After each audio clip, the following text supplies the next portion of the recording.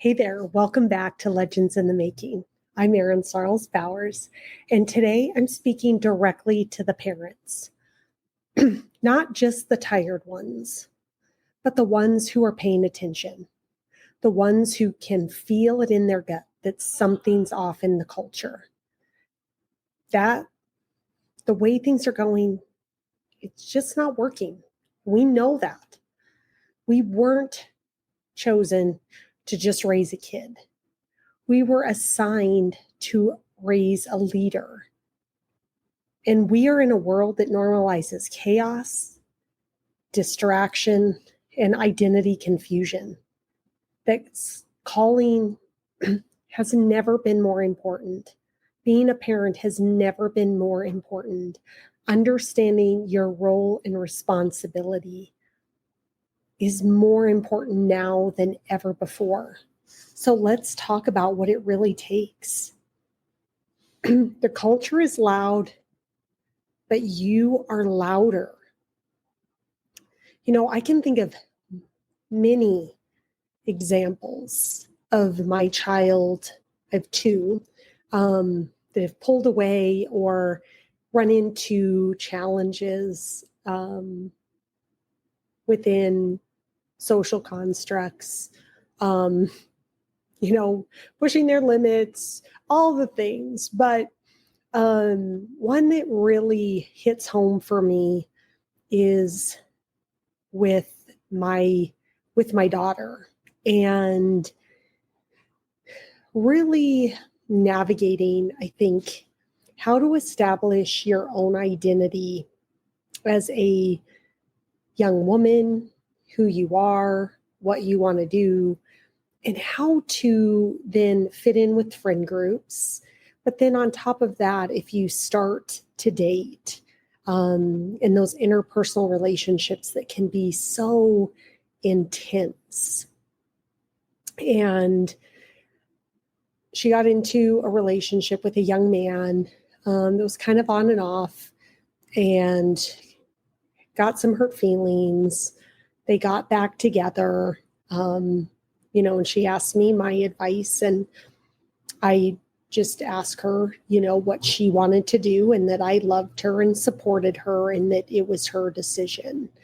And they spent about 6 months dating together, but it was a very tumultuous time for her personally. And it's not about sharing the details of her life, but what I learned as a parent. And ultimately, counseling became a part of what was going on, because I think she was really battling within herself of her own self-worthiness, who she truly was.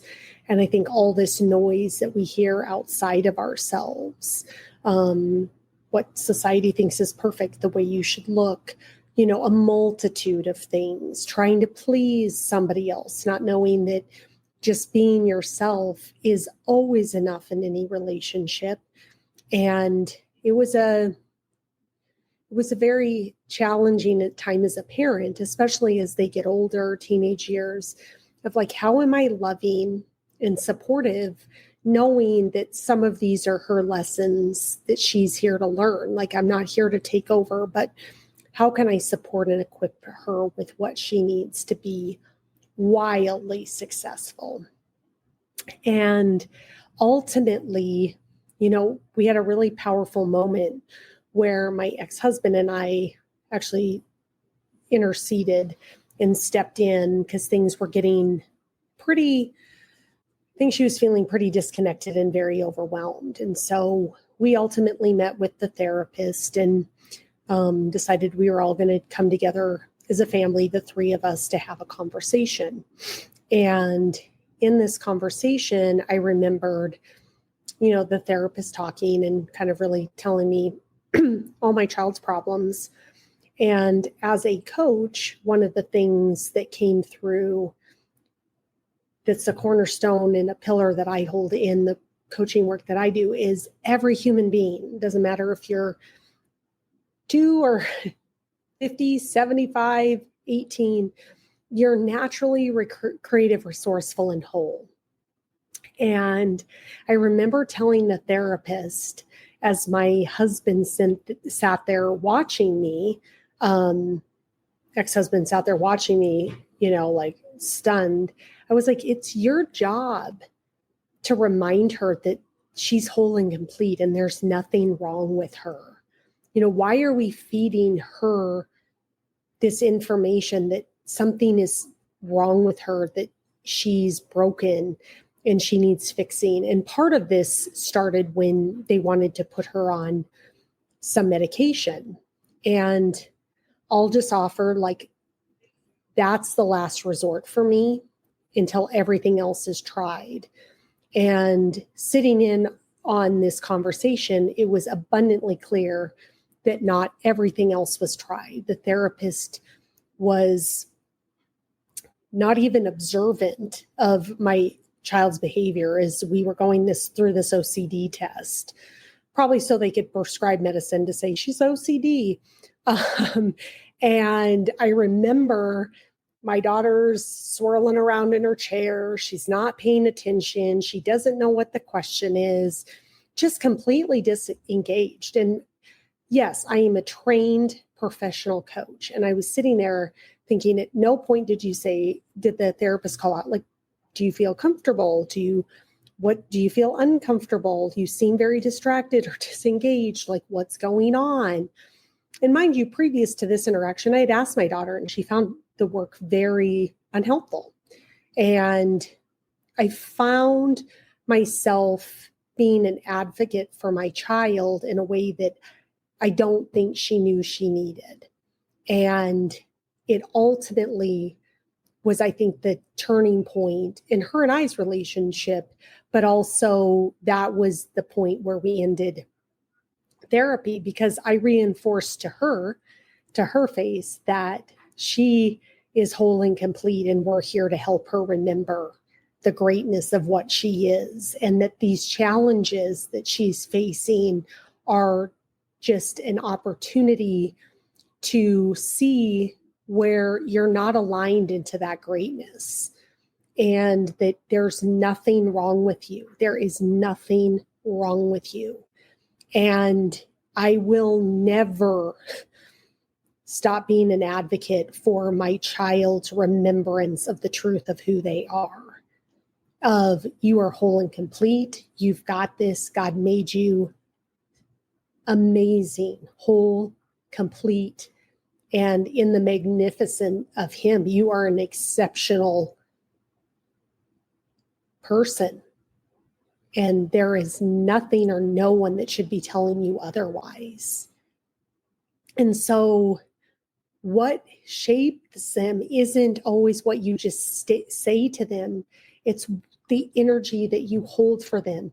It's the stands that you take to help them understand just how incredibly special they are.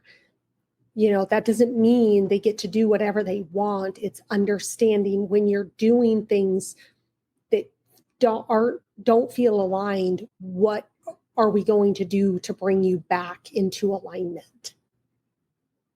And so, when I really learned from that was, this incredible opportunity of how to be a better parent through ultimately just holding space for my child to figure some of this out on their own, and continuously guiding them back to themselves and just asking really good questions versus like, I'm telling you not to do this, versus like, let me really understand why you want to do this and why.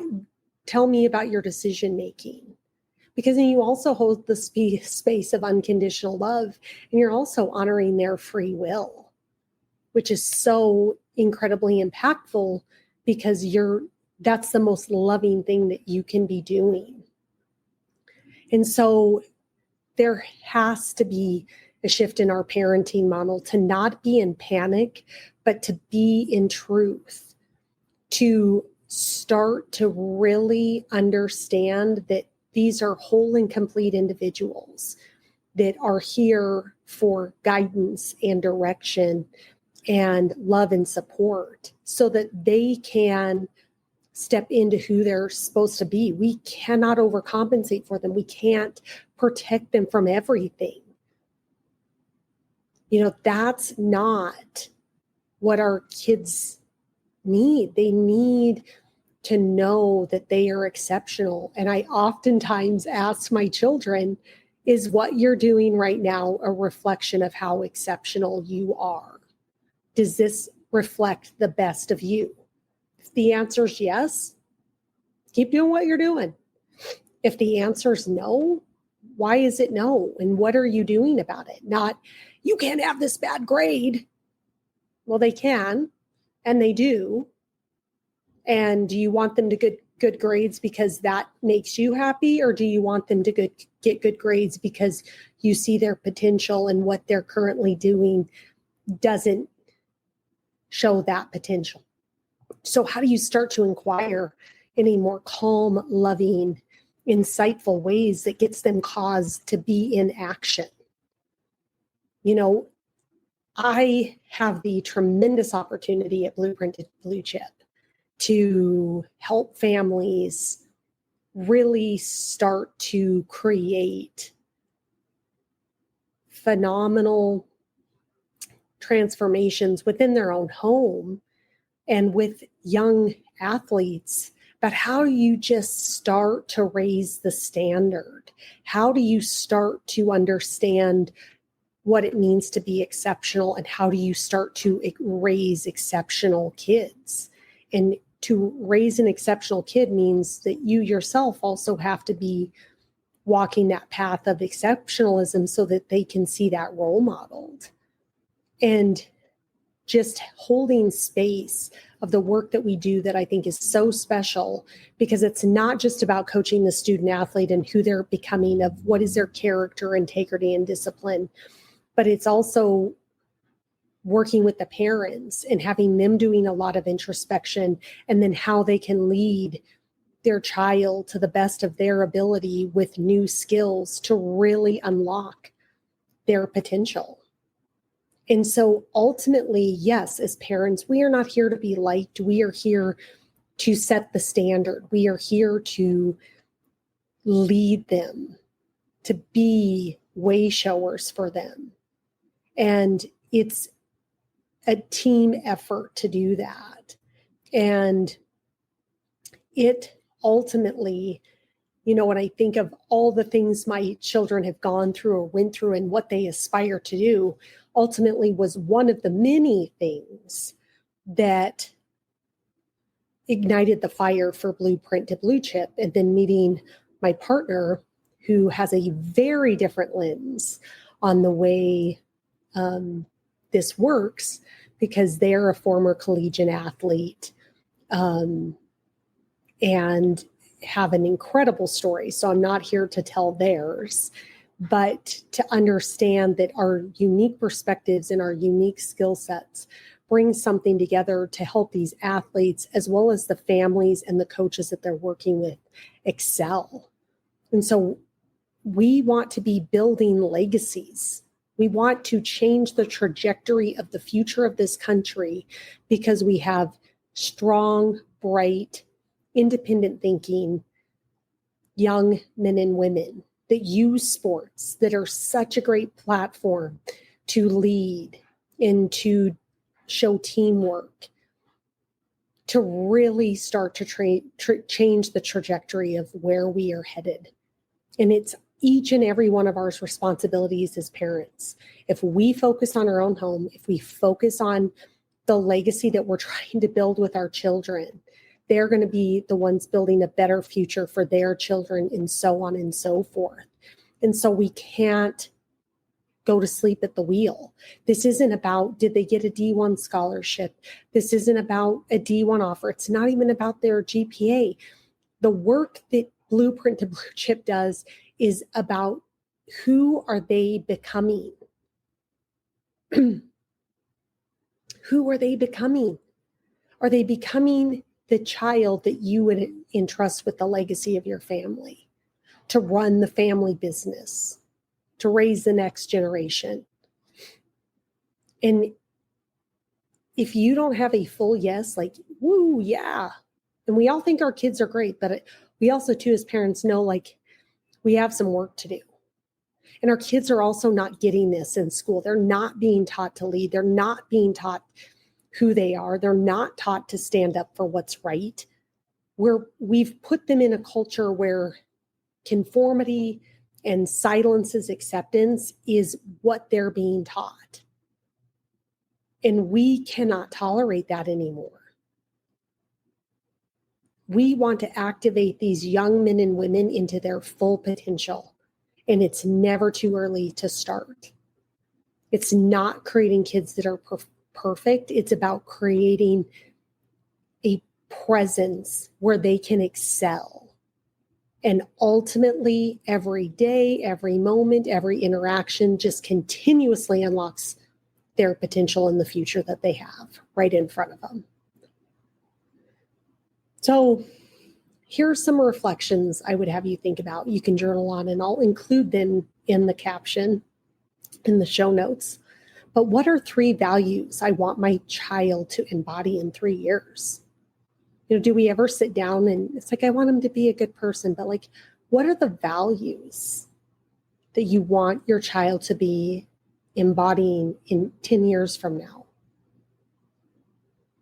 And then you have to ask yourself, are those values being modeled and reinforced every day?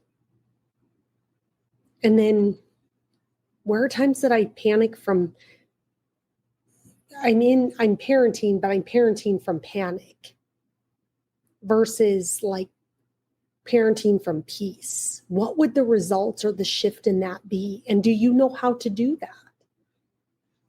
So what would change if I believed I was the standard my child is rising to meet? You weren't just called to raise a kid. You were chosen to raise a future leader, a future legacy. If this hits home, I want to invite you to join the 5-day Parent Athlete Reset. It's the exact process I created when my own family needed a shift. And now it's helping families around the country build homes full of clarity, connection, and character. So DM me the word reset to get started. Let's raise the bar and the next generation together.